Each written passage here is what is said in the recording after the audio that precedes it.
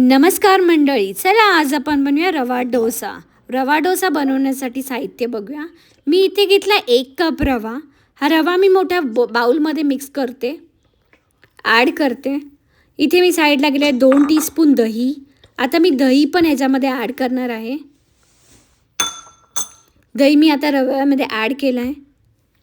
साईडला घेतला 1 मोठा कांदा, 3-4 मिरच्या, कोथिंबीर. कांदा, मिरची, कोथिंबीर छानपैकी चॉप करून घ्या.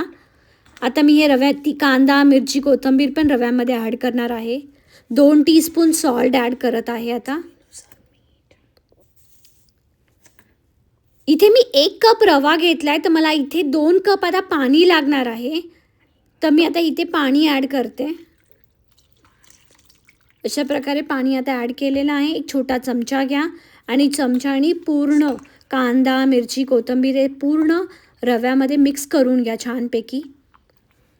आपल्याला छान मिक्स करायचं आहे बॅटर, कारण आपल्याला हा 30 मिनटं भिजत ठेवायचं आहे आणि 30 मिनटानंतर रवा छान फुगेल तरच आपले डोसे छान येतील.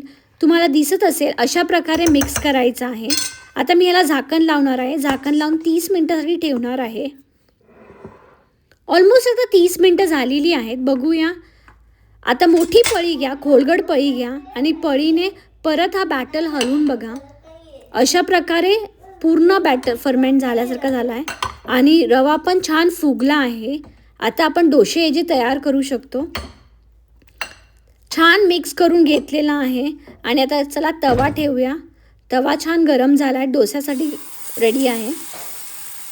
डोसा स्प्रेड करताना जर तुम्हाला बॅटर कमी वाटत असेल तर तुम्ही परत थोडा बॅटर घेऊन डोस्यावरती टाकून तुम्ही स्प्रेड करू शकता. अशा प्रकारे तुम्हाला पूर्ण स्प्रेड करायचं आहे. तुम्ही बघत असाल मी अजून इथे तेलाचा वापर केला नाही आहे. तर पूर्ण डोसा बॅटर स्प्रेड झाल्यानंतर मी इथे तेल वापरणार आहे.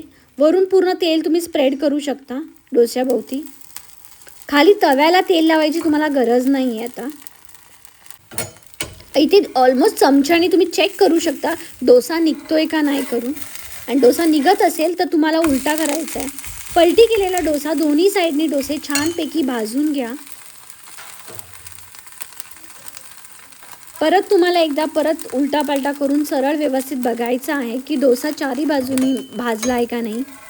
अशा प्रकारे हा डोसा तुम्ही रेडी आहे. आता अशा प्रकारे हा डोसा तुम्ही मुलांना टिफिनमध्ये ब्रेकफास्टमध्ये देऊ शकता. बघा, चेक करा, छान हेल्दी आहे. जर तुम्हालाही आवडलं असेल हा रवा डोसा तर माझ्या चॅनलला लाईक, कमेंट आणि सबस्क्राईब करा.